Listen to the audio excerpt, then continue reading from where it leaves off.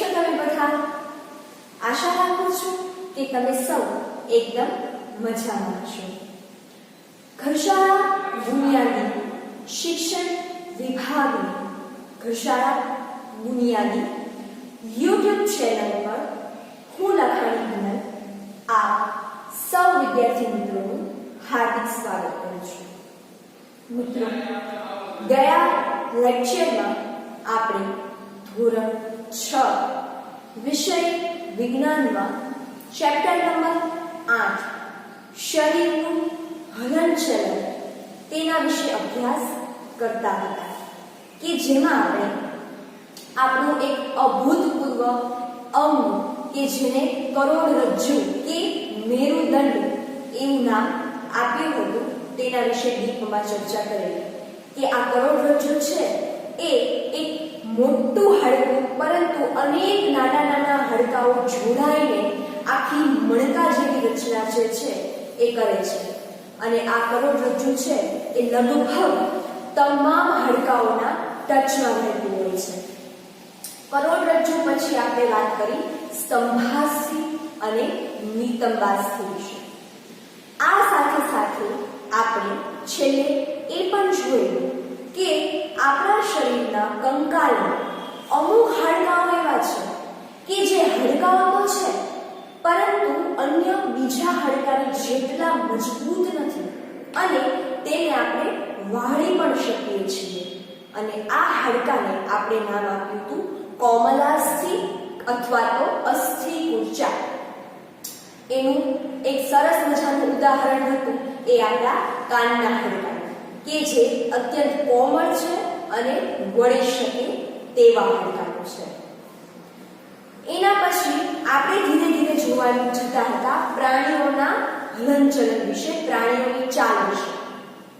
જો મિત્રો, કોઈ પણ દેહ હોય તેનું હલનચલન તો જ પોસિબલ બને જો તેના શરીરમાં હાડકા હોય, આ સાથે સાથે તેના શરીરમાં સાંધા હોય અને આ સાંધાનું હલનચલન થતું હોય તો અને તો જ જે તે દેહના જે તે અંગનું હલનચલન છે એ શક્ય બનતું હોય. આપણે જ્યારે ચાલીએ છીએ ત્યારે આપણા પગ અને હાથ આ બંનેના ઘણા બધા હાડકાઓ, ઘણા બધા સાંધાઓનું હલનચલન છે એ થતું હોય અને તો જ આપણે એક જગ્યાએથી બીજી જગ્યાએ ચાલીને કે પછી દોડીને હલનચલન કરીને પહોંચી શકતા હોઈએ છીએ. આમ આપણે આજે ચર્ચા કરવી છે પ્રાણીઓના હલનચલન વિશે કે અલગ અલગ પ્રાણીઓ હલનચલન તો કરે છે પણ શરીરના એવા કયા હિસ્સાથી, શરીરના એવા કયા હાડકાઓ અને સાંધાઓથી તે હલનચલન છે એ શક્ય બનાવે છે. જેમ કે આપણે વાત કરી કે મનુષ્ય છે એના હાથ અને પગ. જો તમને કદાચ એવો પ્રશ્ન થાય કે હાથ કઈ રીતે, તો તમે જ્યારે ચાલો છો ત્યારે તમારા પગની સાથે સાથે તમારો ઓપોઝિટ હાથ જે છે એ પણ સાથે સાથે ચાલે છે. તમે જોજો, ડાબો પગ તમે આગળ લેશો એટલે તમારો જમણો હાથ ઓટોમેટિક આગળ આવી જશે, જમણો પગ તમે આગળ લેશો એટલે ડાબો હાથ ઓટોમેટિક આગળ આવી જશે. આ એક પ્રકારનું કોમન થતું હલનચલન. જરૂરી નથી કે ભાઈ હાથ છે એ સ્થિર હોય તો પગનું હલનચલન અશક્ય છે, એવું નથી.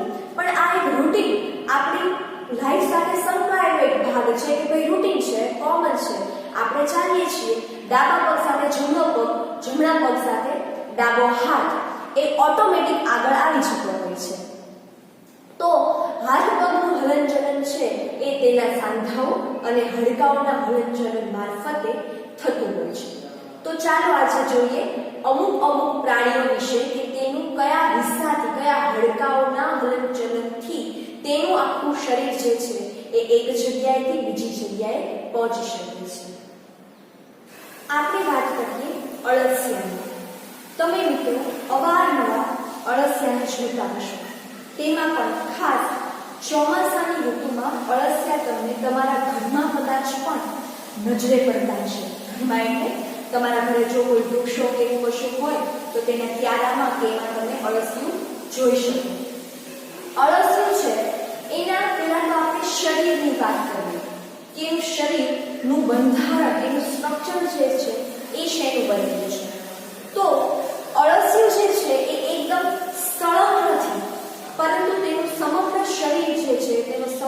દેહ જે છે એ નાના વલયોને જોડાઈને સમગ્ર દેહ બને છે. તમે જો મોટા ધોરણોમાં કદાચ સાયન્સ લ્યો તો તમારે 11-12 સાયન્સમાં બાયોલોજીમાં સમગ્ર અળસિયાનું પાચન તંત્ર ભણવામાં આવશે અને ત્યારે તમને અળસિયા વિશે ખૂબ ડીપમાં ખ્યાલ પડશે કે તેનું જીવન નિર્વાહ, પાચન, તેનો ખોરાક શું છે, એ તમામ બાબતો 11-12 સાયન્સમાં તમારે બાયોલોજીમાં ભણવામાં આવે છે. ચલો, એ તો થઈ પછીની વાત. અત્યારે આપણે જોવું છે કે અળસિયું કઈ રીતે પોતાના શરીરનું હલનચલન કરે છે, કઈ રીતે એક જગ્યાએથી બીજી જગ્યા સુધી પહોંચી શકે છે. તો અળસિયાનું શરીર જે છે એ ઘણા બધા વલયો જોડાઈને કદાચ 100 થી 120 જેટલા નાના વલયો આખા જોડાય અને સમગ્ર અળસિયાનો દેહ જે છે એ બનાવે છે.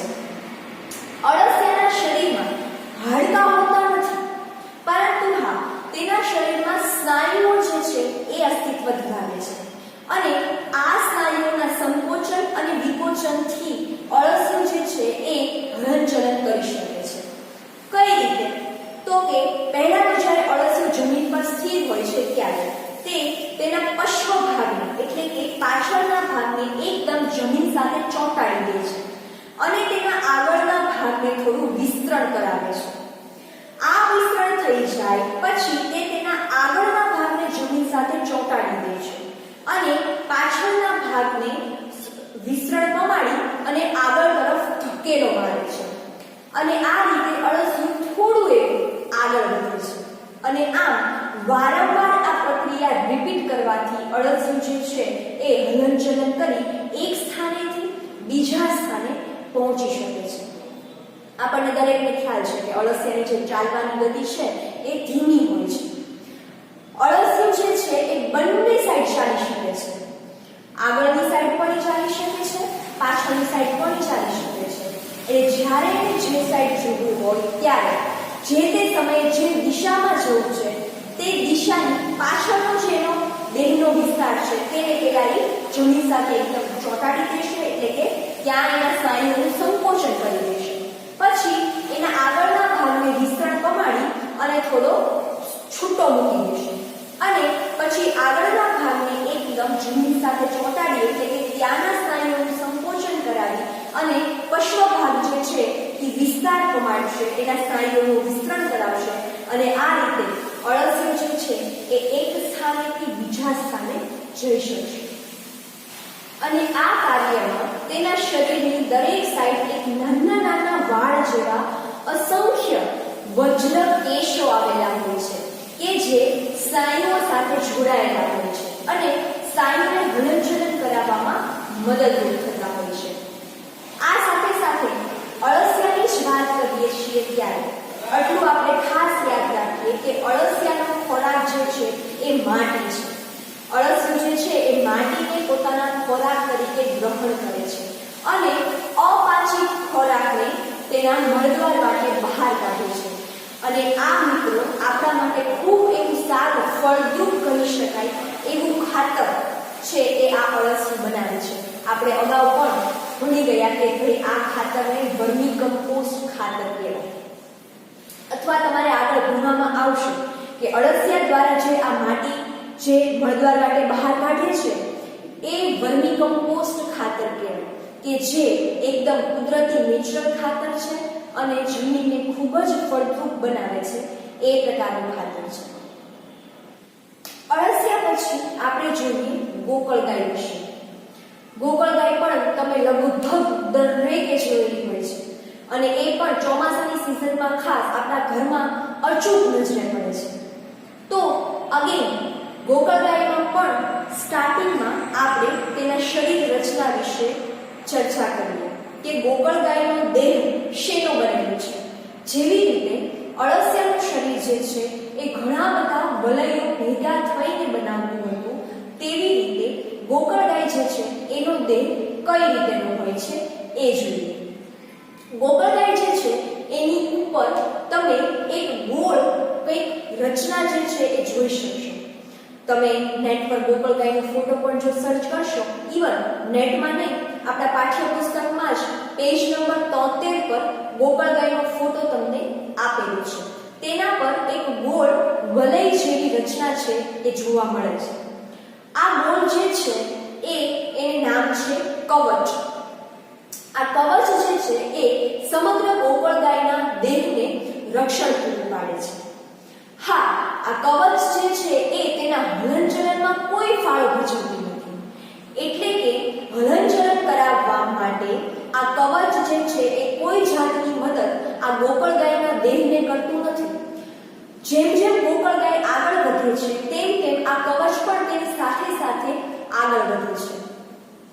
આ કવચ હાડકાનું બનેલું હોતું નથી. આ એક પ્રકારનું બાહ્ય કવચ છે, એટલે તે બહારથી ગોકળગાયના શરીરને રક્ષણ આપે છે. હવે આ જે તમે જો તમારે ઘરે શું કરવાનું છે, તમને જ્યારે ગોકળગાય નજરે પડે ત્યારે ગોકળગાય જે છે એ પકડી અને કાચની એક પ્લેટ પર મૂકવાની છે. કાચની પ્લેટ પર શું કામ? કારણ કે તમે ઉપરથી પણ તેનું અવલોકન કરી શકશો અને જ્યારે એ ચાલે છે ત્યારે નીચેથી પણ તેનું અવલોકન કરી શકશો. શરૂઆતમાં તો જ્યારે તમે ગોકળગાયને હલકું ટચ પણ કરો છો ત્યારે તરત જ તેનું શરીર સંકોચી અને આ કવચમાં લઈ લે છે. એટલે જ્યારે તમે ગોકળગાયને પકડી અને કાચની પ્લેટ પર મૂકશો ત્યારે ગોકળગાય જે છે એ સંકોચન પામેલી હશે આ કવચમાં. પછી તમારે અવલોકન કરવાનું છે કાચની પ્લેટની નીચેથી. થોડો સમય થશે, ગોકળગાય સ્વસ્થ થશે એટલે તરત જ તે કવચમાંથી એક નાના અમથું એક રચના છે એ બહાર કાઢશે અને આ રચના એટલે કે એનું શીર્ષ.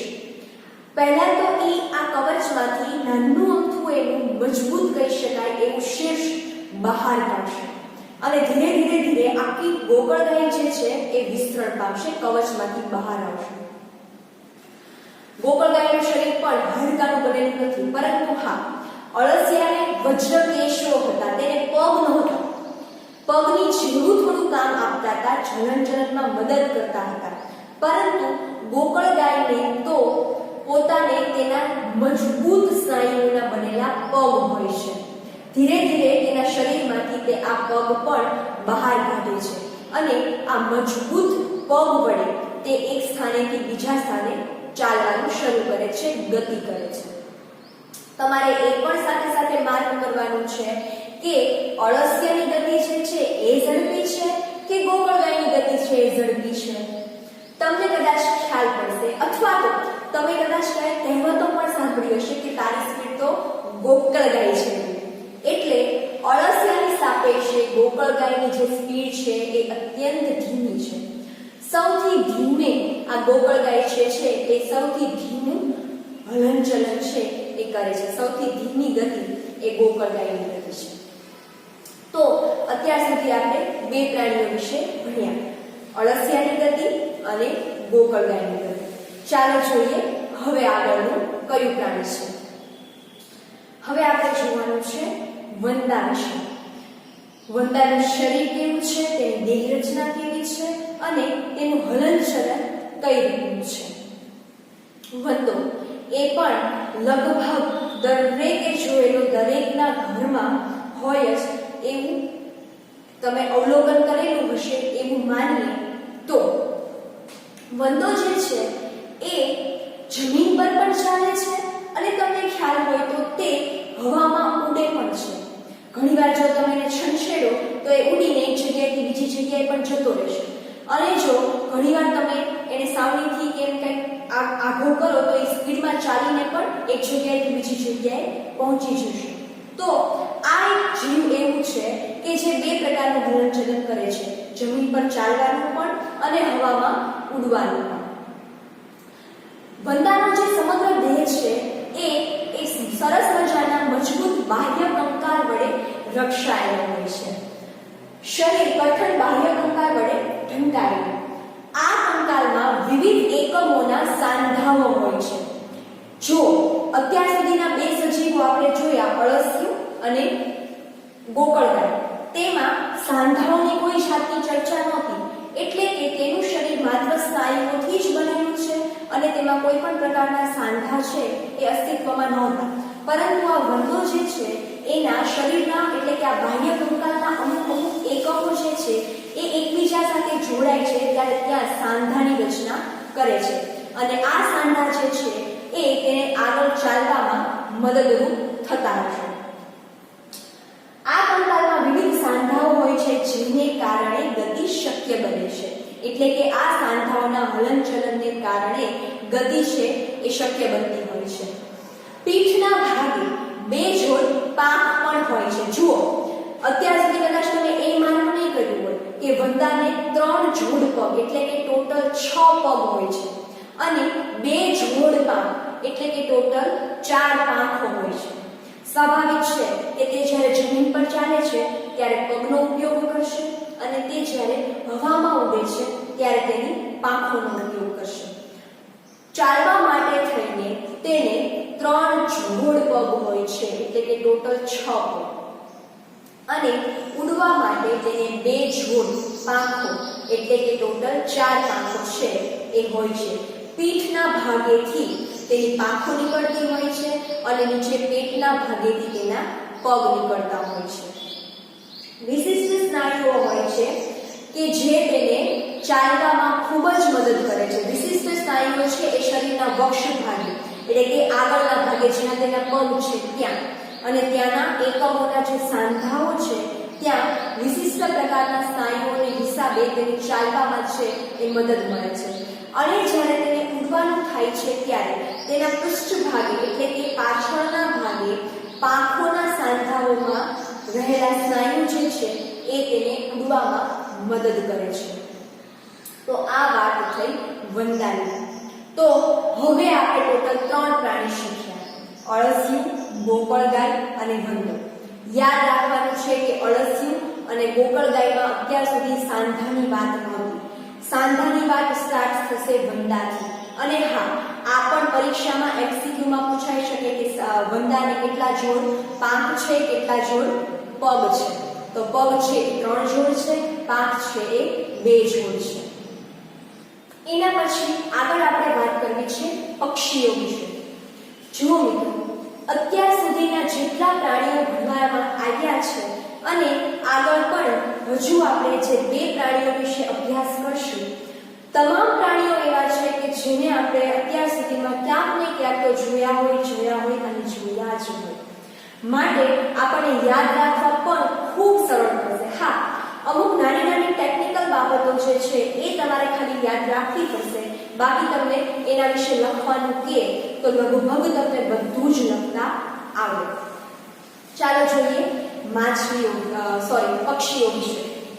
પક્ષી જે છે એ પણ વંદાની જેમ જ જમીન પર પણ ચાલી શકે છે અને હવામાં પણ ઉડી શકે છે. વંદો જે છે એની ઉડવાની ક્ષમતા ઓછી છે કારણ કે તેના શરીરની રચના એ રીતે છે. થોડા સ્નાયુઓ છે એ એના પ્રમાણમાં મજબૂત હોય પરંતુ પક્ષીઓની સાપેક્ષે નબળા હોય. તો પક્ષીઓ પણ જમીન પર પણ ચાલી શકે છે, બેસી પણ શકે છે અને હવામાં ઉડી પણ શકે છે. બતક અને હંસ એના જેવા પક્ષીઓ જે છે એ આ બંનેની સાથે સાથે પાણીમાં તરી પણ શકે છે. તો આ લોકોનું જે શરીર છે, પક્ષીઓનું શરીર હવામાં ઉડવા માટે ખાસ પ્રકારે અનુકૂલિત થયેલું હોય. જો સ્વાભાવિક છે કે એ લોકો જ્યારે હવામાં ઉડે છે ત્યારે એનું શરીર એ રીતે ચોકસાઈપૂર્વક અનુકૂલિત પામેલું હોય. જો એવું ન હોત તો આપણે પણ અત્યારે 2 હાથ આમ ફેલાવી અને ઉડી શકતા હોય, પણ એવું નથી થતું. શું કામ? કારણ કે આપણું શરીર આ પક્ષીઓના શરીરની જેમ અનુકૂલિત થયેલું નથી. અનુકૂલિત કઈ પ્રકારનું થયેલું હોય? શું એવું અનુકૂલન છે કે જેને કારણે પક્ષીઓ જે છે એ હવામાં ઉડી શકે છે? તો કે તેના હાડકાં જે છે એ છિદ્રિષ્ટ અને એકદમ હલકા હોય. જુઓ, છિદ્રિષ્ટ હોય એટલે આપોઆપ છે એનું વજન ઘટી જવાનું છે.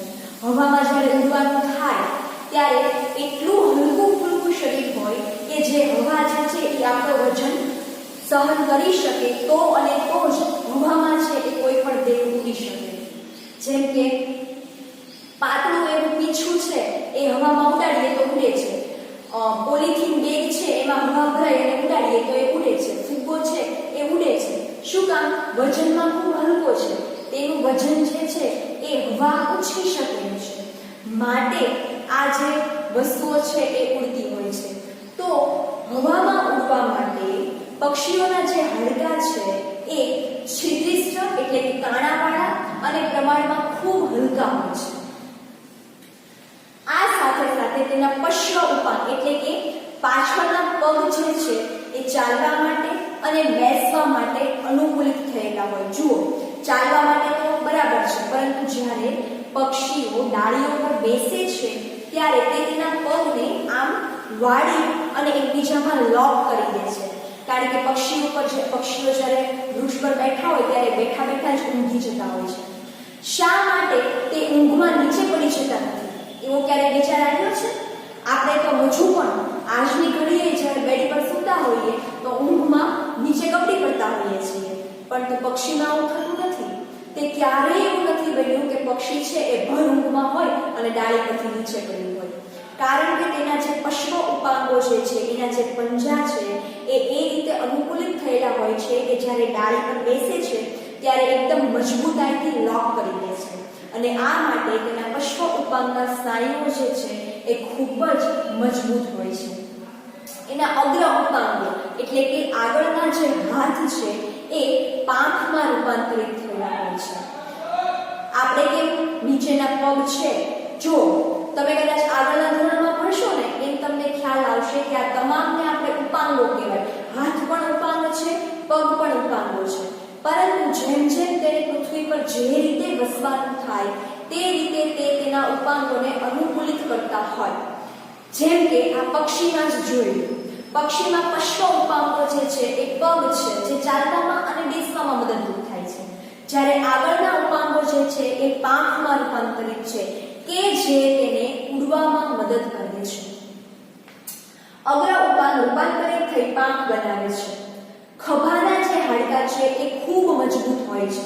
ખભાના હાડકાં અગ્ર ઉપાંગની પાસે આવેલા હોય, એ પ્રમાણમાં ખૂબ મજબૂત હોય અને હોવા જ જોઈએ, કારણ કે આખરે પક્ષી તેના આધારે જ, તેના હલનચલનને કારણે જ એક જગ્યાએથી બીજી જગ્યાએ ઉડી શકે છે.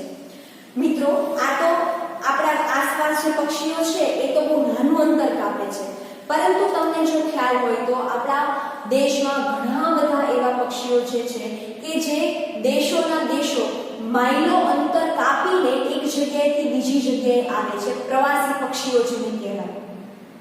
આ બધા પક્ષીઓ માઇલ્સનું અંતર ખેડીને ઉડીને એક સ્થાનેથી બીજી સ્થાને સફર કરીને આવે છે. તો આ તો જ પોસિબલ બને કે જો તેના સ્કંધના એટલે કે સ્કંધાસ્થી ખભાના હાડકાં એટલા મજબૂત હોય કે જે તેને આટલા બધા માઇલો અંતર કાપવામાં પણ પાંખને મદદ કરે, હલનચલન કરાવી શકે. છાતીના હાડકાં જે છે એ ઉડ્ડયન સમયે સ્નાયુને જકડી રાખે છે.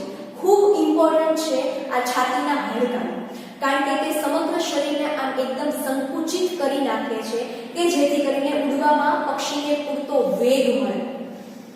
અને પાંખને ઉપર નીચે કરવામાં પણ આના જે છાતીના હાડકાં, છાતીના જે સ્નાયુઓ છે એ આ પક્ષીને મદદ કરતા હોય છે. તો મિત્રો, આ થઈ ગઈ પક્ષીની વાત. એના પછી ચર્ચા કરીએ માછલી વિશે. માછલી જે છે એ પણ આપણે સૌ જાણીએ છીએ. તમે મિત્રો ઘરે હોડી બનાવતા હશો. હોડીનો આકાર કેવો હોય છે? આગળથી અણીવાળો, પાછળથી અણીવાળો અને વચ્ચેથી પ્રમાણમાં વિસ્તરેલો. તો તમને ખ્યાલ આવ્યો કે માછલીનો આકાર પણ કંઈક આવો જ હોય છે. જુઓ, આ તો વાત થઈ એક સમજવા માટે, બાકી ખરેખર તો માછલીના આકારે આપણે મનુષ્યએ હોડીને આકાર આપ્યો છે કે જેથી કરીને માછલી માફક હોડી પણ પાણીમાં તરી શકે. ચાલો જોઈએ માછલીની શરીર રચના વિશે. તેનું શરીર જે છે એ હોડી જેવું છે. શીર્ષ અને પૂંછડી જે છે એ પ્રમાણમાં શરીરના મધ્ય ભાગ કરતા સાંકડા અને અણીદાર હોય છે. અને આ જે રચના છે કે જેમાં શીર્ષ અને પૂંછડી અણીવાળા અને સાંકડા અને વચ્ચેનો વિસ્તાર છે એ પ્રમાણમાં પહોળો, આવી શરીર રચનાને કહેવાય છે ધારારેખીય શરીર રચના. આ પરીક્ષામાં ખાસ પૂછાઈ શકે મિત્રો. આ 1 માર્કમાં MCQ માં ખાસ યાદ રાખવાનું થાય. અને હા, જ્યારે તમે માછલીના હલનચલન વિશે જ્યારે ટૂંક નોંધ લખો ત્યારે પણ આ ધારારેખીય રચના છે એ ઉલ્લેખ એમાં થવો જ જોઈએ. શરીરની આવી રચનાને ધારારેખીય રચના કહેવાય. આ રચનાને કારણે માછલી પાણીમાં અહીં તહીં એમ ઝડપથી આગળ વધી શકે છે, ગતિ કરી શકે છે. હાડકાં જે છે એ દ્રઢ સ્નાયુઓથી ઢંકાયેલા હોય છે. જે માછલીના હાડકાં છે એની આસપાસ મજબૂત સ્નાયુઓ આવેલા હોય છે. જુઓ મિત્રો, માછલીને પણ તરવામાં મોસ્ટ ઓફ સ્નાયુઓ જ જે છે એ ખૂબ મદદ કરતા હોય છે. આથી દ્રઢ સ્નાયુઓ એટલે બહુ જ મજબૂત સ્નાયુ જે છે એ માછલી ધરાવતી હોય છે. તરવામાં કઈ રીતે એ હલનચલન કરે છે? તો તરવામાં એનો શીર્ષનો ભાગ જે દિશામાં તે વાળશે તેની વિરુદ્ધ સાઈડ તે તેની પૂંછડીનો ભાગ વાળશે. જેમ આપણે હાથ પગની વાત કરી કે જે પગ આપણો આગળ જાય એની વિરુદ્ધનો હાથ આગળ જશે, એવી રીતે જેનો શીર્ષનો ભાગ જે દિશામાં વળશે એની વિરુદ્ધ પૂંછડી છે એ વળશે. અને એવી રીતે પછી એની પૂંછડી છે એ જ્યારે વિરુદ્ધ સાઈડ જશે ત્યારે એક પ્રકારનો ધક્કો આપશે સમગ્ર શરીરને અને માછલી આગળ તરફ ધકેલાશે. પૂંછડીમાં આવેલા મીન પક્ષો આ કાર્ય કરવામાં તેને મદદ કરે છે. હા, સાથે સાથે માછલીના શરીરમાં અન્ય જગ્યાએ પણ મીન પક્ષ હોય છે કે જે તેને તરવામાં મદદરૂપ કરતા હોય છે. મિત્રો, કદાચ એટલે જ તમે જો ઘણીવાર મૂવીમાં કે એમાં જોયું હોય કે અંદર સ્વિમિંગ કરવા જતા હોય મરજીવાઓ, ત્યારે તમને ખબર છે કે પગે અને હાથે એ મીન પક્ષ આકારનું એક ટૂલ્સ પહેર્યું હોય છે. તો એ એટલા માટે જ પહેર્યું હોય છે કે તેને તરવામાં મદદ મળે. જેવી રીતે માછલીને શરીરના બંને સાઈડમાં અને પૂંછડીમાં મીન પક્ષ હોય છે, તેવી જ કંઈક રચના આપણે જો પહેરીને પાણીમાં તરવા જઈએ તો પ્રમાણમાં વધારે ગતિ આપણને મળતી હોય છે. તો આ વાત થઈ ગઈ માછલીના સ્ટ્રક્ચર વિશે અને માછલીના હલનચલન વિશે. હવે જોઈ રહ્યા છીએ આપણે ચેપ્ટરના અંત તરફ અને છેલ્લા પ્રાણી. એ પ્રાણી છે સાપ. તમે સાપને પણ જોયો હશે. ચાલો જોઈએ તેની શરીર રચના કેવી છે. સાપ જે છે એ ખૂબ જ લાંબો, જેટલી તેની હાઈટ છે, જેટલી તેની લેન્થ છે, સોરી હાઈટ તો ન કહેવાય, લેન્થ, જેટલી તેની લેન્થ છે એટલી જ લેન્થનો એ મોટો લાંબો કરોડ સ્તંભ ધરાવે છે. શરીરમાં પાતળા પાતળા અનેક સ્નાયુઓ આવેલા હોય છે અને આ સ્નાયુઓ શરીરમાં ભલે ગમે તે જગ્યાએ હોય પણ આ કરોડ સ્તંભ સાથે જોડાયેલા હોય છે. આ સાથે સાથે આ સ્નાયુ જે છે એ કરોડ સ્તંભ, પાંસળીઓ અને ત્વચાને પણ એકબીજા સાથે જોડી રાખે છે. એટલે આમ જુઓ તો સમગ્ર શરીર જે છે એ આ સ્નાયુઓ વડે જોડાયેલું છે. શરીર અનેક વલયોમાં વિસ્તરેલું છે. જેવી રીતે અળસિયાનું શરીર વલયાકાર હતું, તદ્દન એવી જ રીતે આ સાપનું શરીર છે એ પણ અનેક વલયોમાં બનેલું છે. અને આ પ્રત્યેક વલય ગતિ વખતે એકબીજાને ધક્કો આપી આપીને ગતિ જે છે એ શક્ય બનાવે છે. અને કદાચ એટલે જ સાપ જે છે એ ખૂબ જ ઝડપથી ગતિ કરે છે. એકનો ધક્કો એકને લાગે, બીજા ઈ બે મણકાનો ધક્કો ત્રીજા વલયને લાગે અને આમ ધક્કો સતત આગળ વધતો જાય છે અને સાપ જે છે એ આગળ ગતિ કરતો જાય છે. પરંતુ હા, ખાસ યાદ રહે કે સાપની ગતિ એકદમ સ્ટ્રેટ નથી, સીધી નથી. અત્યાર સુધી આપણે જેટલા પ્રાણીઓની ચર્ચા કરી એ તમામ પ્રાણીઓ જે છે એ ધારે તો સીધી રેખામાં ગતિ કરી શકે છે, પરંતુ સાપ જે છે એ ધારે તો પણ તેની ગતિ છે એ સીધી થતી નથી અને તે એટલે આમ સર્પાકાર ગતિ જે છે એ કરે છે. અને એટલે જ આપણે જ્યારે આમ વાકી ચૂકવું એવું ગતિ કહેવી હોય ત્યારે આપણે સાપનું નામ આપીને સર્પાકાર ગતિ એવું નામ આપીએ છીએ. તો મિત્રો, અત્યાર સુધીમાં આપણે ચર્ચા કરી અળસિયું, ગોકળગાય, વંદો, માછલી અને સાપ વિશે. અહીંયા આપણું આ 8મું ચેપ્ટર શરીરનું હલનચલન પૂર્ણ થાય છે. સ્વાધ્યાયના પ્રશ્નો જે છે એ તમારે હોમવર્ક નોટમાં જાતે જવાબો લખવાની ટ્રાય કરવાની છે. આવડશે જ. બહુ ઈઝી ચેપ્ટર હતું, બહુ ઈઝી ક્વેશ્ચન છે અને તેના આન્સર પણ બહુ જ ઈઝી છે. હા, તમને મોઢે આવડે તો ઠીક છે, પરંતુ જો ન આવડે તો પાઠ્યપુસ્તકમાં તમને બેઠા જવાબો પણ મળી જશે. આપણી ટેવ મુજબ સમગ્ર પાઠ્યપુસ્તકનો જે આ ચેપ્ટર છે એની લાઈન ટુ લાઈન રીડ કરી લેવાની છે. મિત્રો, ફરી મળીશું નેક્સ્ટ લેક્ચરમાં વિજ્ઞાન વિષય સાથે મારી સાથે. ત્યાં સુધી આવજો.